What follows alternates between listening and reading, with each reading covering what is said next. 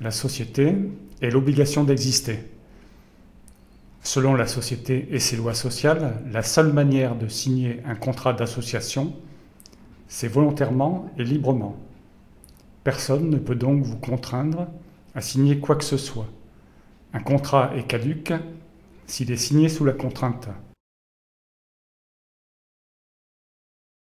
Ce qui signifie que la seule manière de signer le contrat social, c'est soit de l'accepter librement et volontairement, soit de faire un enfant tout aussi librement et volontairement. Car faire un enfant, c'est imposer l'existence à une personne que l'on fabrique, au petit bonheur la chance, en lui imposant la loterie de la vie, et c'est accepter l'association de fait, donc d'être un animal ou un idiot, voire un négrier ou un sadique.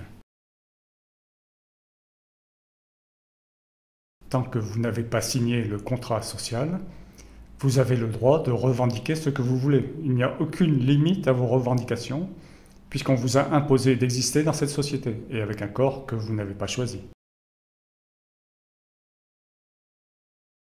Une fois que le contrat a été signé, vous pouvez toujours revendiquer, mais uniquement sur des points de détail, car vous avez accepté les termes généraux du contrat social.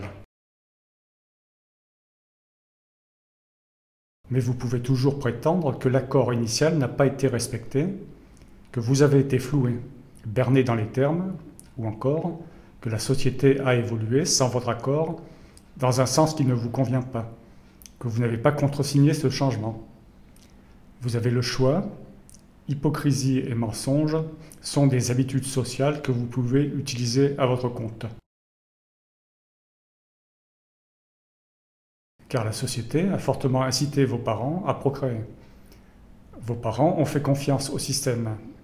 Ils ont fabriqué votre existence en faisant confiance aux principes d'égalité, de fraternité, de liberté, aux principes formidables des droits de l'homme qui vous garantissent santé, protection, qualité de vie. Sinon, comment comprendre que vos gentils parents vous aient contraint à exister dans un monde malsain, belliqueux, instable?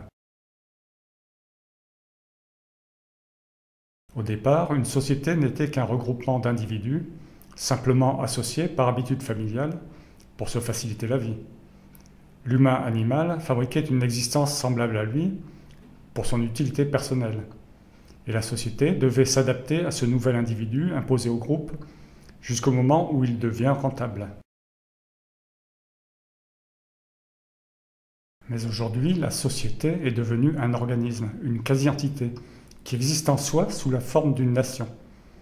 Nous sommes dans un système mixte dans lequel l'individu, surveillé, procrée malgré tout quasiment comme il veut, tout en étant fortement incité par la société à produire des existences pour le service social.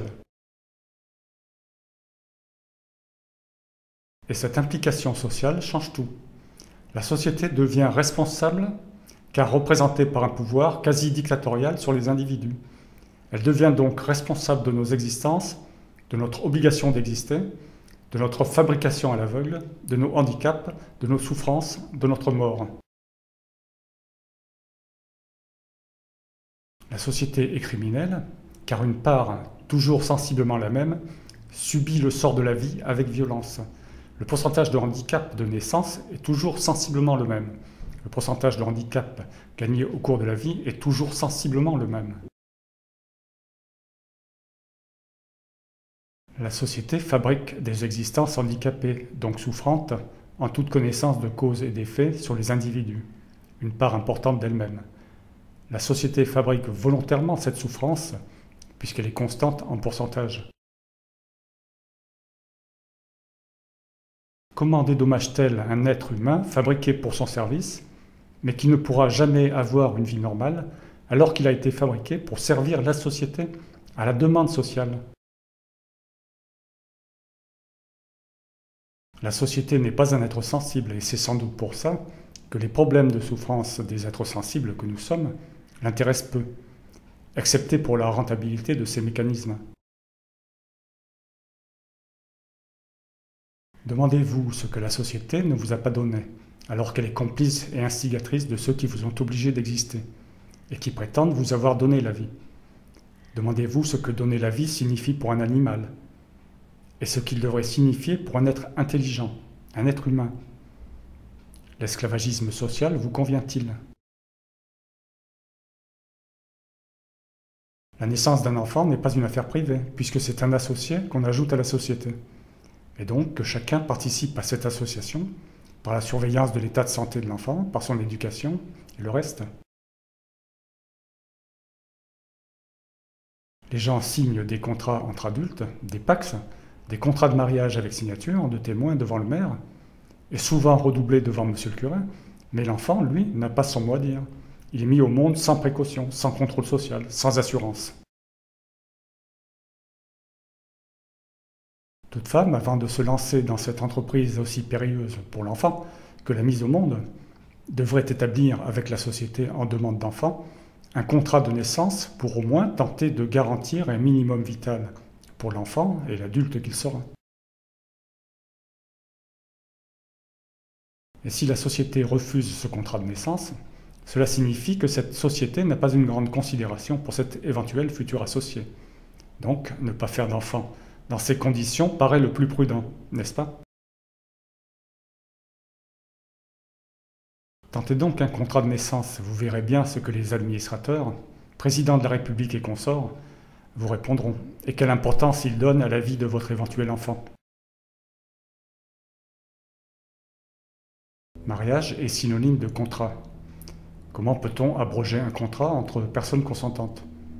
D'ailleurs, de quoi se mêle la société en ce qui concerne les contrats, mis à part le fait que la justice est là pour faire respecter un contrat? Il faudrait pourtant supprimer la notion de mariage et laisser les gens s'occuper de leurs propres contrats entre eux, avec notaires et juristes. La question de l'enfant, c'est autre chose. C'est là que l'État doit intervenir. Un contrat de famille doit être fait pour l'enfant, et pour chaque enfant mis au monde. C'est l'enfant qui compte. On n'introduit pas un membre dans la société sans demander l'accord et le soutien de la société.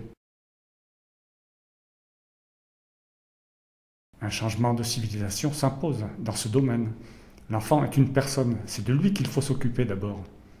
La création d'une existence ne sert que celui qui existe déjà, et quand la création n'est pas maîtrisée, le créateur est soit un animal ou un idiot, soit un édrier ou un sadique.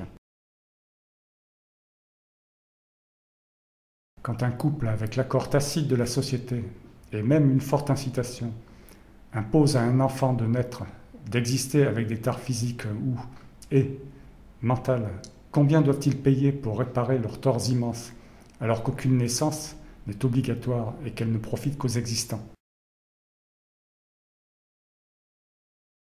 L'existence du planning familial signifie qu'il est demandé aux personnes, aux femmes essentiellement, de contrôler le nombre d'enfants qu'elles mettent au monde.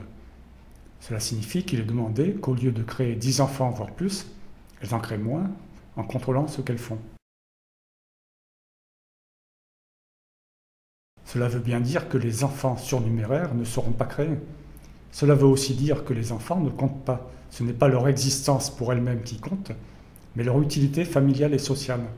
Ces existences qui auraient pu être utiles à la société dans d'autres circonstances et contextes deviennent inutiles, voire dangereuses pour la planète. Donc ces non-existences sont à notre disposition. C'est un cheptel potentiel dans lequel les sociaux puissent à leur gré. Les bébés sont des pions sur l'échiquier social. Nous créons ou pas selon notre bon plaisir. Nous sommes des dieux avec tous les pouvoirs de vie, de mort, de maltraitance prénatale et postnatale, de souffrance et de misère dont les dieux jouent et se moquent. Quelle étrange morale! Pas de vie, pas de risque, pas de misère, pas de souffrance. Puisque vous admettez la diminution du nombre d'humains par femme, alors qu'elles hébergent des centaines de milliers d'ovules, pourquoi 20, 10, 3 ou un enfant? Pourquoi ne pas faire cesser la misère totalement, puisque la vie, quoiqu'elle n'ait aucun sens, n'est utile qu'à ceux qui existent? Pourquoi ne pas admettre que 0 enfant par femme est la solution morale? En quoi cela vous dérange-t-il, vous personnellement, mis à part le fait que vous n'osez pas le demander? Vous sentez-vous une responsabilité sociale? La société n'est pas une entité. La société est un concept dans nos têtes, elle ne souffre pas. Par contre, un être conscient peut souffrir. Pourquoi lui avoir imposé cette possibilité en le faisant exister? La vie est une loterie. Comment peut-on jouer à la loterie sur le dos de son cher petit? La mise en danger de la vie d'autrui, lorsqu'elle conduit à la souffrance, la misère et la mort, est un crime. Madame Nulle, si vous faites un enfant, alors vous êtes une criminelle selon nos lois. Pourquoi les maltraitances prénatales sont-elles acceptées sans broncher par la société et tous les parents, comme si cela allait de soi? Quand nos parents créent nos existences pour leur service personnel, ce n'est pas nous qui demandons à exister. Nous naissons avec un système nerveux totalement vierge de signification culturelle. Ce système nerveux est une mémoire blanche, un livre blanc culturellement. Nous ne possédons en mémoire aucun mot ni aucune fonction associée à la culture familiale et sociale. Toutes les fonctions culturelles vont être enseignées et acquises pendant notre existence. Nous n'avons pas demandé à exister. Nous avons été violemment introduits dans la jungle sociale, dans la poubelle terre, sans notre accord. Notre vie sera une loterie. Le corps que nous possédons est lui-même une loterie. Sexe, QI, santé, événements, durée de vie. Tout est loterie. Nos parents ont joué à la loterie sur notre dos, sans vergogne. Jamais ils ne s'excuseront de nos défauts. Ils seront juste contents de ce qu'ils nomment qualité. Pour introduire ces fonctions mentales sociales que nous n'avons pas de naissance, ils ne savent pas comment faire. Personne ne le sait. Ça marche en général à peu près. Mais c'est à eux de le faire, aux parents et à la société.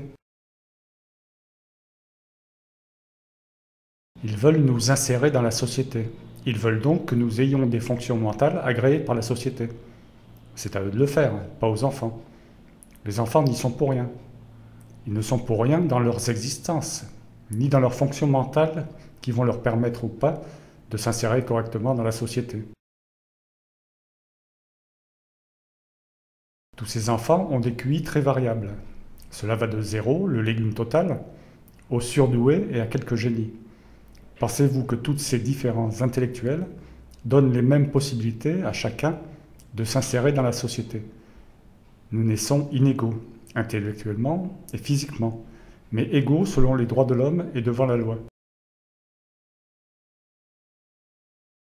Quelle que soit la qualité des fonctions mentales que vos parents ont réussi à insérer dans votre système nerveux, c'est vous qui prendrez si vous commettez un acte antisocial.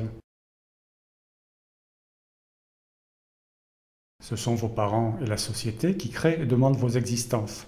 Ce sont eux qui introduisent les fonctions mentales sociales en vous, mais c'est vous qui prendrez alors que ce sont eux qui se sont loupés dans votre création et dans votre insertion. Vous êtes les dindons de la farce humaine. La création d'une existence ne sert que ceux qui existent déjà. Quand ils ne maîtrisent pas cette création, ni le chemin que suivra cette existence, le créateur est un idiot ou un sadique. Un des principes de base des droits de l'homme est qu'à la naissance, vous ne servez à rien ni à personne. Sinon, c'est qu'on a prévu pour vous la place que vous allez occuper, comme si vous n'étiez qu'un rouage familial ou social, c'est-à-dire un esclave. Si vous ne servez à rien, pourquoi vos parents vous ont-ils mis au monde? Eh bien, c'est pour leur plaisir personnel. Donc vous leur servez à quelque chose. Et c'est hors les droits humains. Vos parents sont bien effectivement des dictateurs. Et comme toute dictature, elle doit être contrôlée. Tous ceux qui ont été impliqués dans la vie, tous les vivants, tous les sensibles et conscients, nous les humains, ont le droit de demander des comptes à ceux qui les ont impliqués, c'est-à-dire à leurs parents et à la société. La société n'est pas innocente de cette implication. Pourquoi ne demanderons-nous aucun compte à nos parents et à la société? Parce que nous sommes formatés par eux à ne pas le faire, bien sûr. Vous rendez-vous compte que personne ou presque sur Terre, parmi les humains, ne râle d'exister? C'est extraordinaire, hein? Nous sommes balancés dans la jungle sociale comme de vulgaires objets. jetés comme ordures dans la poubelle terre, tirés au sort à la loterie de la vie, et personne ne se retourne contre les gentils parents et gentilles sociétés qui nous ont fait cet immonde cadeau de nous faire exister fragiles, sensibles, misérables et souffreteux, sans autre raison que leur désir stupide. Désir stupide d'être accompagné et d'être servi. Et nous avons l'insigne privilège de devoir acheter ce corps superbe à longueur de journée, ce futur grabataire, quand ce n'est pas de naissance ou en cours de route. Sans compter que nous sommes punissables si nous ne servons pas selon le désir du petit nombre de nos ancêtres débiles qui ont inventé et propagé la croyance en n'importe quoi, dans l'unique but de préserver cette vie absurde, ce cercle vicieux. Il y a nécessairement une différence entre un être humain résultant d'une création et un humain résultant des seuls mécanismes de l'univers. Dans le premier cas, nous sommes créés avec des fonctionnalités décidées par notre constructeur, et dans le second, nous sommes des éléments de l'univers, adaptés à lui parce que nés de lui, mais sans aucune intention. Ces deux entités ne peuvent être identiques. Depuis des milliers d'années, nous vivons en nous croyant des êtres supérieurs. Nous sommes éduqués par nos parents et nos sociétés comme des enfants divins. Moi, personnellement, je n'ai aucun pouvoir particulier. Je ne suis pas télépathe et ne possède aucun libre arbitre. J'aurais aimé être éduqué comme tel, un véritable sapiens rationaliste. L'humanité a besoin de remettre tout à plat, de la naissance à la mort. Il faut tout remettre en cause, l'éducation, la justice, la gouvernance, etc. Tout est fait selon le premier schéma. Il faut tout faire selon le second schéma. Aujourd'hui, des millions de personnes sont stockées en prison parce que nos justices ont décidé que d'après le premier schéma, elles étaient responsables. C'est infiniment stupide de créer un humain, de le mal éduquer et de l'enfermer en le punissant pour des fautes de création et d'éducation dont il n'est pas responsable. Les dieux servent à se débarrasser de l'idée de responsabilité que les parents, les femmes essentiellement, ont d'avoir mis leur enfant au monde. La création est divine, la reproduction humaine est voulue, désirée par les déités, donc l'enfant ne peut se plaindre auprès de ses parents d'être dans la gadoue terrestre.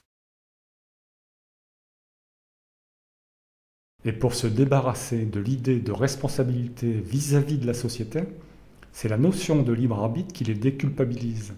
Si les parents éduquent de travers leur enfant, avec son libre arbitre, l'enfant devient responsable devant sa déité et devant les hommes.